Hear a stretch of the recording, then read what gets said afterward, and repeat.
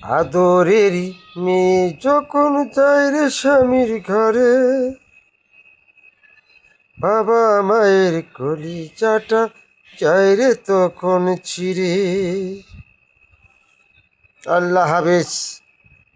যারা মেয়ের বাপ হয়েছেন তারাই বুঝতে পারবেন কত বেদনা। যদি মেয়ের সুখ শান্তি হয়ে যায় তাহলে বাবা মা পায় সান্ত্বনা, আর যদি অশান্ত হয়ে যায় তাহলে বাবা মা পায় বেদনা। এই বলে বিদায় নিচ্ছি। আমি এক মেয়ের বাবা, আমি শফি ভাই মিডিয়া। আপনাদের মাঝে অনেক দুষ্টামি করে অনেক কথাবার্তা বলছি, এই বলে বিদায় নিচ্ছি। আল্লাহ হাফিজ, আসসালামু আলাইকুম।